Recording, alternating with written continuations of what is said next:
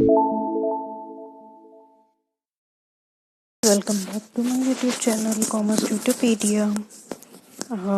आपकी elasticity of demand वाली videos में एक पॉइंट आपका रह गया था which was measurement of price elasticity of demand. तो इस वीडियो में मैं उस टॉपिक को कंप्लीट करने के लिए आपके लिए लेके आई हूँ measurements of price elasticity of demand. ठीक है, तो शुरू करते हैं। इसमें मैं आपको डिफरेंट मेथड्स बताने वाली हूँ किस तरीके से हम इलास्टिसिटी ऑफ डिमांड को मेजर करते हैं। There are 3 different methods. पहला है आपके पास total outlay method, second is point method and third is arc method. अब जो हम शुरू करने जा रहे हैं इस टोटल आउटले मेथड।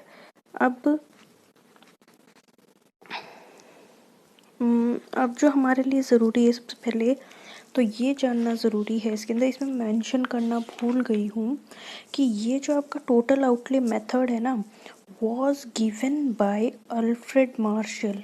किसके द्वारा दिया गया था?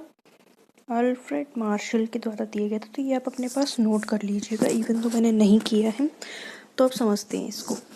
ये जो मेथड होता है, ये जैसे कि नाम है इसका टोटल आउटले, ये ऐसे बोलता है कि जब प्राइस में चेंज आता है उसके कारण क्वांटिटी डिमांड में भी चेंज आता है, बट उसका टोटल आउटले या हमारे एक्सपेंडिचर पे क्या फ़र्क पड़ता है वो इसमें हम देखते हैं। ठीक है ना। तो अब ये तो हमारे लिए एक बहुत नॉर्मल सी बात है कि when price of a commodity rise या fall the expenditure incurred on it also changes. ठीक है ना, इसीलिए इसे हम टोटल एक्सपेंडिचर मेथड बोलते हैं। हम इस मेथड के अंदर कंपेयर करते हैं हमारा टोटल एक्सपेंडिचर है ना before and after the change in the price. ठीक है, अब इसमें देखेंगे अब हम कि अगर, अब पहले मैं आपको कंडीशन समझा रही हूँ फिर इन दोनों चीज़ों पे आऊँगी। अगर प्राइस फॉल हो जाता है, सपोज कीजिए प्राइस फॉल हो जाएगा है ना, तो प्राइस फॉल हो गया हमारे पास, तो हमारा जो फर्स्ट इंस्टिंक्ट होगा वो क्या होगा? हम लोग ज़्यादा से ज़्यादा चीज़ें जो जिसकी प्राइस फॉल हुई है उसको परचेज़ करेंगे ज़्यादा, तो हमारा एक्सपेंडिचर क्या हो गया इस कंडीशन में? हाई हो गया। अच्छा, तो अब अगर थोड़े से प्राइस के कारण हमारा एक्सपेंडिचर हाई हो जाए तो उस केस को हम क्या बोलेंगे? या फिर हमारी क्वांटिटी बढ़ जाती है, क्वांटिटी डिमांडेड बढ़ जाए, उसको क्या बोलते हैं? हम इलास्टिसिटी। तो इस कंडीशन में भी उसको हम किस कैटेगरी में डालेंगे? हमारे पास इलास्टिसिटी के अंदर। और अगर वो सेम रहे, यूनिटरी हो, कहने का मतलब जितना प्राइस फॉल हुआ है और ना इट रिमेन्स द सेम, तो उसको हम क्या बोलेंगे? Unitary elastic.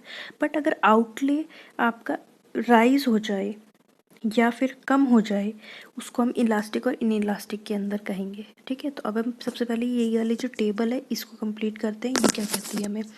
देखो, आपके पास 3 कंडीशन है, इलास्टिक, यूनिटरी इलास्टिक और इन इलास्टिक। इलास्टिक का मतलब जनरली समझते हैं कि तो प्राइस के अंदर थोड़ा सा चेंज और क्वांटिटी डिमांड में बहुत ज़्यादा चेंज आ गया। यूनिटरी मतलब दोनों सेम है, प्राइस जितना चेंज हुआ तक क्वांटिटी डिमांडेड चेंज हुआ है। इन इलास्टिक के अंदर मतलब प्राइस कितना भी चेंज कर लो, डिमांड या तो उतना का उतना ही रहेगा, थोड़ा बहुत चेंज आ सकता है उसमें। अब फर्स्ट कंडीशन है हमारे पास जब प्राइस फॉल हो जाए। मैंने जैसे कि बोला प्राइस फॉल होगी तो हम ज़्यादा क्वांटिटी डिमांड करेंगे जनरली, तो हमारा आउटले इंक्रीज हो जाए। अगर आउटले इंक्रीज हो जाए जब फॉल इन प्राइस हो तो उसे हम बोलेंगे इलास्टिक। ठीक है, तो मतलब वो विल बी मोर देन 1। अगर उस प्राइस फॉल होने के बाद भी हमारा आउटले सेम ही रहे, रिमेन्स कांस्टेंट, इसका मतलब वो क्या होगा? Unitary elastic. और अगर डिक्रीज हो जाए इसके साथ ही चले तो वो इन इलास्टिक है। ऑब्वियस सी बात है ना, अगर प्राइस भी कम होने के बाद भी अगर आउटले हमारा डिक्रीज ही हो रहा है तो वो क्या होगा? इन इलास्टिक ही होगा ना, वो रिस्पॉन्स ही नहीं कर रहा उससे रिलेटेड। अब है हमारे पास second point, rise in price. अब राइज हो जाए प्राइस के अंदर तो हम क्या करेंगे भाई? कम से कम खर्चा करेंगे उसमें, मतलब उसको इग्नोर करेंगे, तो हमारा आउटले फॉल हो जाना चाहिए। तो अगर आउटले फॉल हो जाए तो वो इलास्टिक कहलाएगा, अगर रिमेन्स सेम तो वो इन यूनिटरी इलास्टिक कहलाएगा, और अगर इंक्रीज हो जाए इसके साथ ही तो उसे इन इलास्टिक कहेंगे। ठीक है, तो ये हमें स्टेबल क्लियर होगा। अब हम इसके अंदर आते हैं। देखो, इसके अंदर भी हम बहुत इजीली इस चीज़ को समझ सकते हैं। ग्राफ्स जो हैं, डायग्राम्स जो हैं वो बहुत अच्छे तरीके से क्लियर करके जाने हमें। ताकि हमें कोई भी डाउट नहीं रहे। अब जैसे कि इस टेबल इस वाले ग्राफ में आते हैं, इसमें क्या है, सबसे पहले हमारे पास पी थी प्राइस, है ना। पी प्राइस के ऊपर आप कितना क्वांटिटी डिमांड कर रहे थे, इतना। सपोज करो ये एम है आपके पास। अब प्राइस डिक्रीज हुआ, डिक्रीज होगा तो आप कितना ज़्यादा डिमांड करोगे ना पहले से, तो आप पहले से ज़्यादा डिमांड कर रहे हो, तो ये क्या है, इलास्टिक है, ठीक है। अब हम आते हैं पी से P2 की तरफ। P2 में क्या हुआ कि जितना आप P1 में आप कर रहे थे डिमांड, उतना ही P2 पे डिवाइड कर। इसमें क्या हुआ, हमारा आउटले क्या हुआ, सेम रहा। सेम रहा तो इसे हम क्या बोलेंगे, यूनिटरी इलास्टिक, नीचे आउटले है, ठीक है ना। और थर्ड पॉइंट है हमारा कि P2 से भी नीचे आके P3 पे आ गया। जब P3 आपने डिमांड प्राइस करी इसकी और कम करी, तो ये अब कम हो रहा है, फॉल हो रहा है। अगर ये फॉल होगा तो ये क्या होगा, इनइलास्टिक होगा, ठीक है। तो आई होप ये तीनों चीज़ें आपको क्लियर होगी। तो इसे ही हम टोटल आउटले मेथड कहते हैं। इसे दिया गया था अल्फ्रेड मार्शल द्वारा। सेकंड है पॉइंट मेथड और ज्योमेट्रिकल मेथड। ये method was also suggested by Alfred Marshall. ये एक्सप्लेन करता है elasticity of demand at a particular point of demand curve. Demand curve के ऊपर अलग अलग जो पर्टिकुलर पॉइंट्स होते हैं उनके ऊपर इलास्टिसिटी को बताता है। आगे क्या है, it is based on the preposition that each point of the straight line demand curve has different elasticity of demand, ठीक है। अब नेक्स्ट के ऊपर आते हैं। जो हमारा नेक्स्ट है इसके अंदर वो है ये, ठीक है।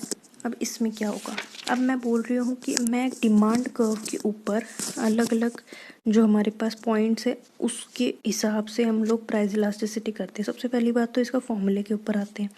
इसका फॉर्मूला होता है लोअर सेगमेंट अपॉन में अपर सेगमेंट। अब देखो हम लोग अगर इसका देखते हैं, इसमें हमने इसको 5 पार्ट्स में डिवाइड कर रखा है, जैसे कि हम जानते ही हैं। आप इसको किसी भी तरीके से ले सकते हो। सपोज करो ये यूं ही है, तो ये है ना। फिर ये 5 आपके पास अलग अलग चीज़ें हो गई। अब मैं आपको ये नीचे वाला पढ़ के दिखा रही हूँ। ये अगर मैं इसको चलाते रहूँगी तो ये आपको दिखेगा नहीं, इसलिए आप समझिएगा, इससे हम इसको समझेंगे। ये हमारे पास एक ग्राफ है, ठीक है। इसमें क्या हो रहा है, हमारे पास देखो, अगर हम लेते हैं ई पी एट क्यू लेना है हमें, ठीक है ना। क्यू कहाँ है, ये क्यू हमारा, क्यू ये लेना है। तो मैंने क्या बोला, पहले लोअर सेगमेंट। अब लोअर सेगमेंट इसके लिए क्या बन रहा है, ये अपर सेगमेंट क्या बन रहा है, आर क्यू बन रहा है। तो मैं बोल रही हूँ लोअर सेगमेंट जो है अपॉन में अपर सेगमेंट करोगे ना, तो आपका दोनों बराबर ही आ रहा है। इसमें भी 2 पॉइंट्स आ रहे, इसमें भी 2 पॉइंट्स आ रहे, इसका मतलब ये 1 हो गया। तो यहाँ पे जो ये है ना, at the point of Q, point के ऊपर आप यूनिटरी हो। अब आ जाओ उसके ऊपर, अब आ जाओ ए के ऊपर, है ना। ए के ऊपर पे आ जाओ।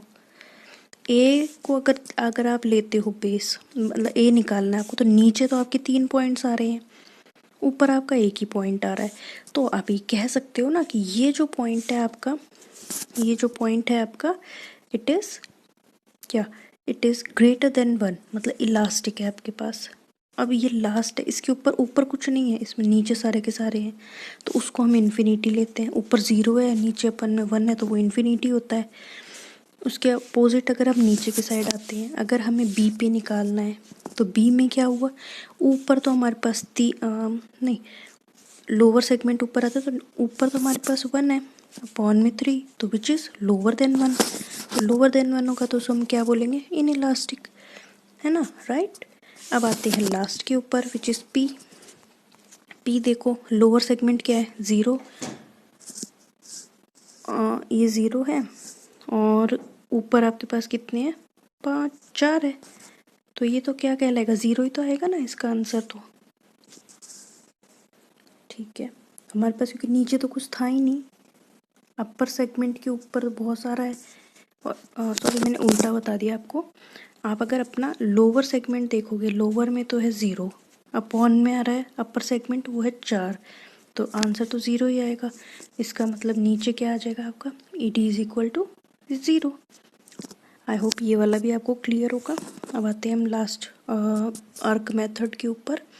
If the price changes is somewhat large और we have to measure elasticity between 2 different points. अब ये क्या है, ये बोल रहा है अगर हमें 2 डिफरेंट पॉइंट्स के ऊपर इलास्टिसिटी सर्च करें तो हम आर्क मेथड यूज़ करेंगे। ठीक है, अब आगे देखते हैं कि किस तरीके से यूज़ करते हैं। एक एग्जांपल है हमारे पास, अगर सपोज करो हमारे पास कमोडिटी एक्स की पोजीशन है इस तरीके की कि at price 10 its quantity demanded is 100 and अगर प्राइस 5 हो जाता है तो उसकी डिमांडेड है 300। तो हमें बताओ कि elasticity of demand as per अर्क मेथड क्या होगा। सबसे पहले हमें जो देखना है वो ये है कि इसका फॉर्मूला क्या होता है, हमारे पास ये होता है फॉर्मूला। ठीक है, अगर ये फॉर्मूला होगा तो हम देखो चेंज इन आपकी क्वांटिटी डिमांड कितनी है 300 माइनस में 100 कितना होगा 200, तो आ गया 200। चेंज इन पी कितना है आपके पास, पहले था 10 फिर हो गया 5, तो चेंज कितना हुआ 5। अब ऊपर आपको करना है P1 प्लस P2 मतलब 10 प्लस 5 अपॉन में नीचे Q1 प्लस Q2, ये अपने 100 प्लस 300 कर दिया। जब आपने सॉल्व किया ये आ गया।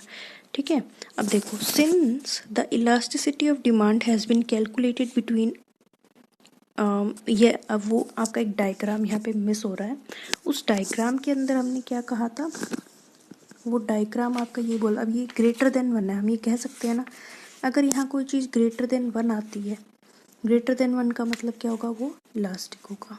ठीक है, वो जो आपका ग्राफ जो मैं बोल रही हूँ वो इतना इंपॉर्टेंट नहीं है, वो यही चीज़ बताएगा आपको। मेरे को ये चीज़ ज़्यादा बेटर लगी थी आपको समझाने के लिए, इसीलिए मैं सीधे एग्जाम्पल लेके आई थी। सो या गाइस, ये आपका इलास्टिसिटी ऑफ डिमांड वाला पॉइंट भी ख़त्म होता है। इसके साथ ही डिमांड एनालिसिस आपका पूरा तरीके से कंप्लीट होता है। अब मैं आपके लिए जो लेके आने वाली हूँ नेक्स्ट टॉपिक इस प्रोडक्शन फंक्शन वाला पॉइंट लेके आऊँ, जिसके अंदर हम लॉज ऑफ वेरिएबल पढ़ेंगे, जो कि नेट और कॉलेज लेक्चर दोनों के लिए इम्पॉर्टेंट है। तो आप जो मैं लेक्चर्स लेके आ रही हूँ उनको अच्छे से पढ़ें, अपनी पढ़ाई भी शुरू मतलब कंटिन्यू रखें। अपनी खुद की पढ़ाई जो होती है वो सबसे इम्पॉर्टेंट होती है।